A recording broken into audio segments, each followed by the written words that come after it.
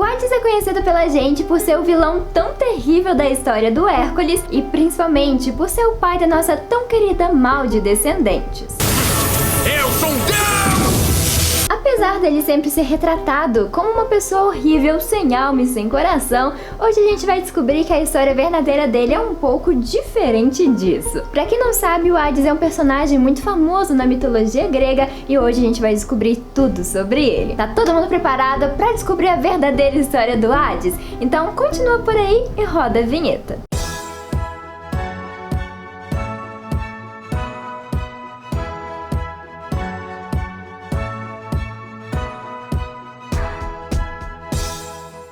Oi pessoas e criaturas do submundo, beleza? Eu sou a Made e sejam muito bem-vindas ao Dear Made. Antes de começar, lembre de deixar o seu like aqui de baixo que ajuda muito esse vídeo a continuar crescendo. E também, se você quer o kit de paraquedas, se inscreve e ativa o sininho. E aqui no canal a gente tem várias verdadeiras histórias sobre os vilões da Disney e vários vídeos sobre descendentes também. Então se inscreve pra você não perder nada disso.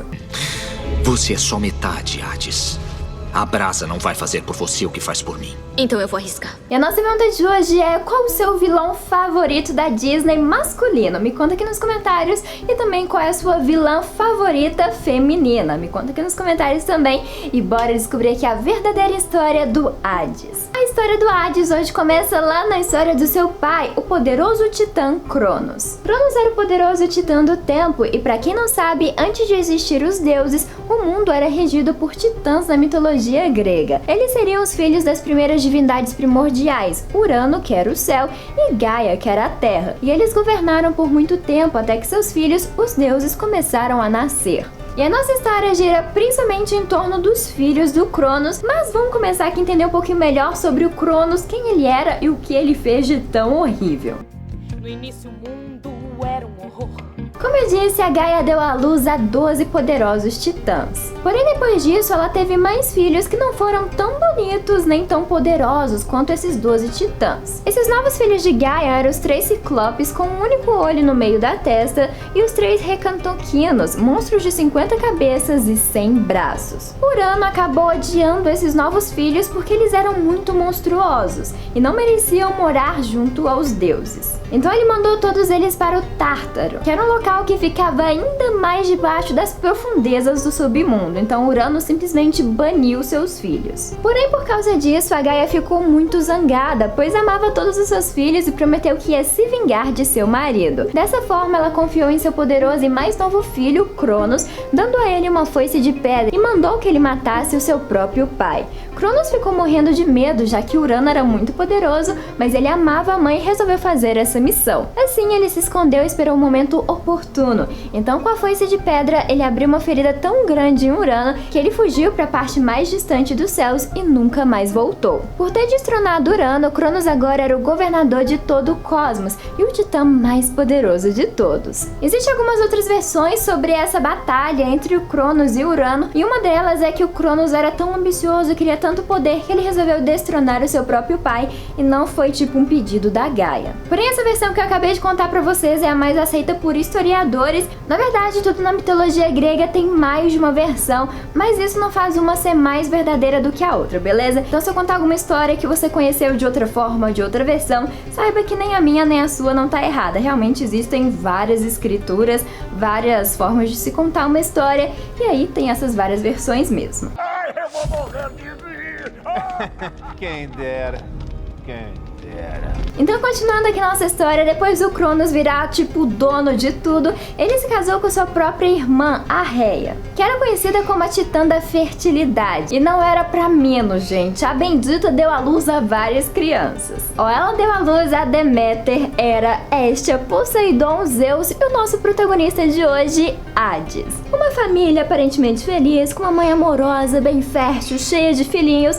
Porém, todo esse cenário muda quando o oráculo de Urano profetizou que Cronos seria destronado por um de seus filhos, assim como ele próprio destronou seu próprio pai. Morrendo de medo de perder o poder, Cronos começou a devorar todos os filhos que nasciam. Ele devorou todos os filhos, exceto o último filho que a Rhea teve, que era Zeus. Quando Zeus nasceu, a Rhea o escondeu numa caverna, e na hora do Cronos devorar este filho, a Rhea entregou a ele uma pedra enrolada em vários panos. Então Cronos acabou engolindo uma pedra sem imaginar que o seu verdadeiro filho, o seu filho mais novo, estava são e salvo. Assim, quando Zeus chegou na fase adulta, ele destronou o pai e forçou ele a vomitar todos os seus irmãos. Com a ajuda de seus irmãos Poseidon e Hades, Zeus iniciou uma grande batalha contra o poderoso pai. A batalha durou por 10 anos e ela acaba com Cronos perdendo todo o seu poder, num marco conhecido como a Queda dos Titãs.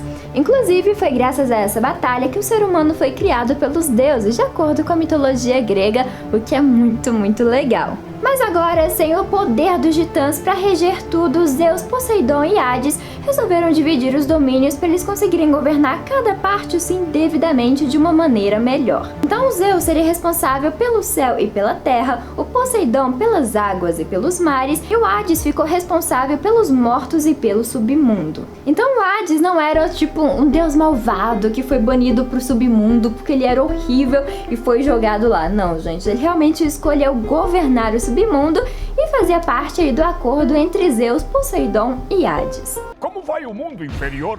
Ah, tudo bem. Um pouco sombrio, tristinho e, como sempre, cheio de gente morta fazendo. Como deus do submundo, o Hades era muito ganancioso e se preocupava muito em aumentar os seus súditos. Então ele adorava quando acontecia guerras e batalhas na Terra, que isso significava que ele teria mais almas para governar. Porém, fugindo da crença popular, ele era impiedoso, severo e amargo, mas ele não era maligno. Ele apenas fazia o trabalho dele e adorava ter súditos, mas ele não matava as pessoas nem capturava as almas sem permissão. Além dele ter o controle completo dos submundos dos mortos, ele também tinha o poder especial da invisibilidade. Ele usava um capacete chamado Elmo da Escuridão e graças a esse elmo ele conseguia ficar invisível. Ele inclusive emprestou seu capacete para o herói Perseu para ajudá-lo a derrotar a Medusa. Aliás, a verdadeira história da Medusa é muito interessante e muito legal, e se vocês quiserem que eu faça um vídeo sobre a verdadeira história dela, comenta aqui de baixo e deixa o likezinho que eu trago esse vídeo rapidão para vocês,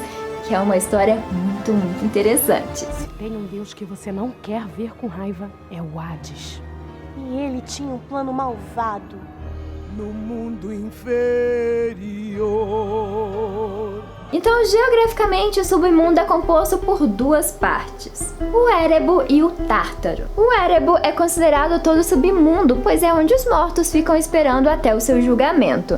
Já o Tártaro é a prisão dos que são julgados e condenados. Os que eram boas pessoas eram levados aos campos de Eliseus, próximo ao Olimpo, mas as pessoas malvadas ficavam no Tártaro. Então, basicamente, depois que alguém morria lá nos domínios de Zeus na Terra, a alma era guiada por Hermes até a entrada do submundo e a estação de barcas em frente ao rio Acheron. O barqueiro Caronte era encarregado de levar as almas pelo rio dos mortais até seu julgamento.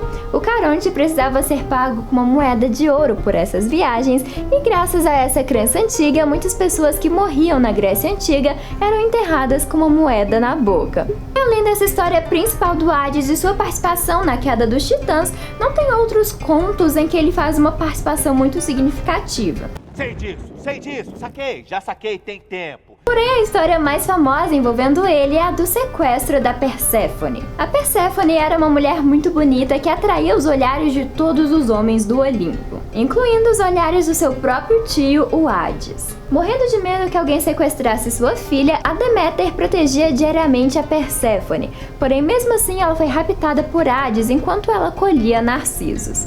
A partir desse dia, os alimentos e os campos foram atingidos pela tristeza de Deméter, deusa responsável pela agricultura. Com medo dos problemas que isso poderia trazer para a terra, pela falta de comida e tudo mais, os deuses resolveram se unir e procurar por Perséfone para trazê-la de volta para sua mãe, que estava muito triste. A Deméter então acabou descobrindo que a sua filha estava sobre as garras do Hades lá no submundo e tinha se tornado a rainha do submundo. Então a Deméter voltou e foi pedir a ajuda dos Zeus, que era o pai da menina. No entanto, como era de se esperar, o Hades não permitiu que a menina saísse do submundo. Então Hades resolveu resolveu enganar a Perséfone e deu para ela escondido uma fruta que significava o compromisso e o casamento, que era a romã. Então a Perséfone comeu essa romã sem saber e, como consequência disso, ela deveria agora ficar ao lado do Hades, pelo menos 1/3 do ano. Assim, durante os meses de outono, primavera e verão, ela retornaria à Terra e ficaria ao lado de sua mãe. Porém, nos meses de inverno, por sua vez, ela ficaria no submundo ao lado de Hades e governando como rainha dos mortos. E o mais legal é que essa história era usada pelos gregos antigos para explicar as mudanças das estações do ano.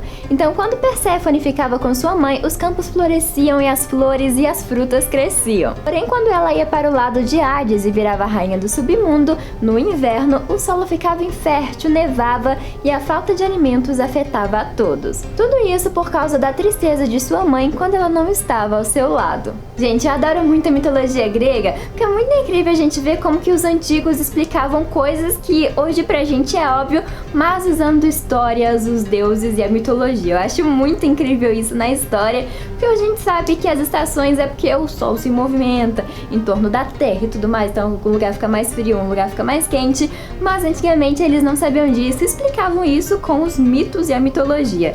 Ora, dispare com essa rigidez. Vamos comemorar! Então é isso, galera. Essa é a verdadeira história do Hades. Espero que vocês tenham gostado desse vídeo, de conhecer um pouquinho mais sobre mitologia grega. E se vocês quiserem mais vídeos de mitologia grega, me conta aqui nos comentários que eu conto pra vocês a história da Medusa, que é outra história incrível e que tem uma verdadeira história bem mais forte do que a gente aprendeu na escola, em alguns livros. Então, se você curtiu conhecer a história do Hades, lembre de deixar seu like aqui de baixo, se inscrever e ativar o sininho se você quer curtir paraquedas, que vai ajudar muito o canal a continuar crescendo. E é isso, galera. Um grande beijo pra vocês, muito obrigada por assistir até aqui e tchau!